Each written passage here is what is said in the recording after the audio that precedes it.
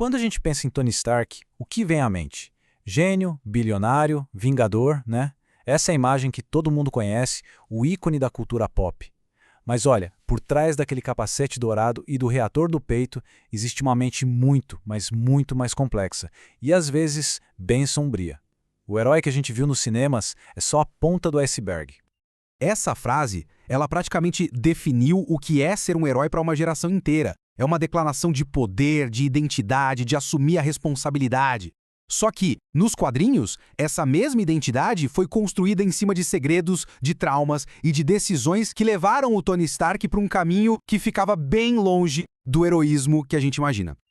Ah, nem de longe. Para a gente entender de verdade o Tony Stark, a gente precisa ir muito além da armadura. A gente tem que mergulhar em como ele pensa.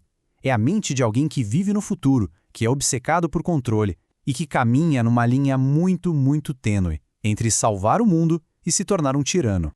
Então, nessa análise, a gente vai desmontar essas camadas. Vamos começar pelas origens dele, que são surpreendentes, passar pelas criações geniais e perigosas, analisar os maiores fracassos morais dele até chegar no clímax, a transformação dele no temível Homem de Ferro superior. E tudo começa bem na base, na fundação de quem ele é. A história do Tony, na verdade, não começa com a família Stark, mas sim com a mentira que moldou a vida dele inteira. E aqui a gente já tem a primeira grande virada, o primeiro choque. O Tony Stark que a gente conhece dos quadrinhos foi adotado. Seus pais biológicos eram agentes da SHIELD, mas o pai dele, o Jude, escondia um segredo terrível. Ele era um agente duplo da Hydra. Já parou para pensar nisso? Descobrir que sua linhagem está ligada diretamente à organização que você mais odeia? E o trauma não para por aí não, a história fica ainda mais pesada. Quando a traição do Jude é descoberta, a coisa toda termina em tragédia. A Amanda, a mãe biológica do Tony, mata ele num ato de desespero, de lealdade à SHIELD. E claro, completamente destroçada, ela entrega o bebê para adoção. Essa origem violenta, secreta, é uma peça-chave para a gente entender a desconfiança e a necessidade de controle que definem o Tony adulto. Essa mente brilhante e, ao mesmo tempo, assombrada, se manifesta através da tecnologia. O Tony é, antes de mais nada, um criador. Só que cada invenção dele carrega tanto o potencial de fazer um bem enorme, quanto a semente da mais pura destruição. Bom, uma das diferenças mais famosas entre cinema e quadrinhos é a origem de Jarvis, né? Nos filmes, é uma inteligência artificial super sofisticada. Já nos quadrinhos, é uma homenagem ao Edwin Jarvis, o mordomo humano da família. Essa pequena mudança já mostra uma coisa interessante. O Tony tentando recriar uma conexão humana através de código, borrando as linhas entre homem e máquina desde muito cedo. E, uau, isso aqui mostra bem o alcance da genialidade dele. Ele não parou no JRVS. Ele criou literalmente um exército de inteligências artificiais. Algumas, como a Sexta-feira, viraram aliadas, mas outras, como o Ultron, bom, o Ultron nasceu da arrogância dele, da crença de que um sistema perfeito criado por ele poderia consertar o mundo. O Ultron é a manifestação máxima do perigo que existe dentro da mente do Stark. E é exatamente essa convicção, essa certeza absoluta de que ele sabe o que é certo que leva o Tony para os seus momentos mais sombrios. É aqui que aquela mentalidade de os fins justificam os meios transforma o nosso herói em uma coisa bem mais perigosa. Perceba o padrão que se forma aqui. Nas guerras das armaduras, ele invade outros países sem pensar duas vezes. Para manipular a política, ele vai lá e forja um ataque terrorista.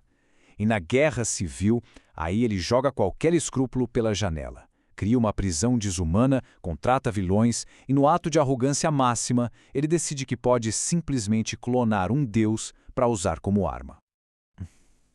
Esse é o número. O número de heróis que morreram por causa direta da arrogância dele durante a Guerra Civil. Um número que prova que as boas intenções dele podem ter consequências letais.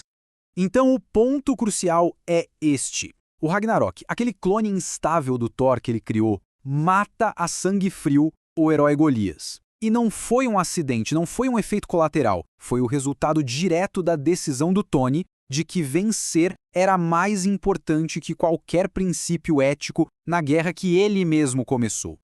E o mais assustador é como ele racionaliza isso tudo. Ele não vê um amigo morto, sabe? Ele vê um dano colateral. Ele compara a criação assassina dele a um policial fazendo o seu trabalho. Essa frieza toda mostra uma mente que se distanciou completamente das consequências humanas das próprias ações. Olha, se tudo que a gente viu até agora foi o Tony flertando com a escuridão, aqui é onde ele se entrega de corpo e alma. Essa é a ascensão do Homem de Ferro Superior, o legado mais aterrorizante da genialidade dele sem nenhum tipo de freio.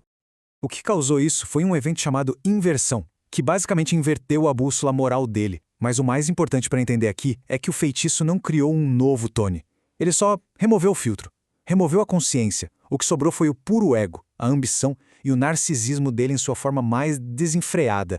E o plano dele como vilão é uma obra-prima de um futurista corrupto. Ele não usou bombas, ele usou um aplicativo. Deu para as pessoas a perfeição física com o vírus e streams, e quando todo mundo estava viciado, ele transformou a cura num serviço de assinatura caríssimo. Ele virou, na prática, um traficante digital controlando uma cidade inteira através do desejo das pessoas.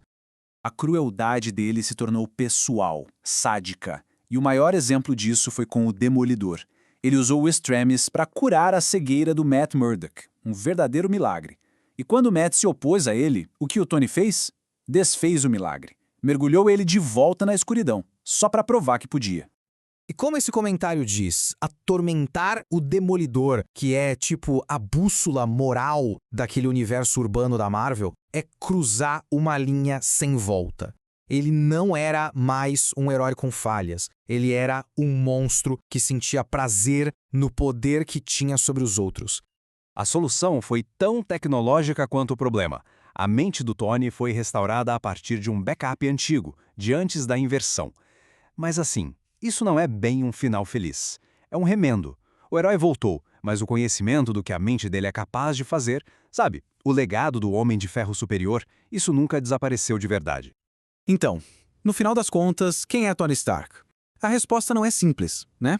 Ele é a personificação do potencial humano, a nossa capacidade de sonhar com o futuro e de fato construir esse futuro. Mas ele também é o maior alerta sobre o perigo desse mesmo potencial quando não tem humildade, quando não tem humanidade. Talvez ele não seja nem herói, nem vilão, mas sim o espelho do nosso tempo.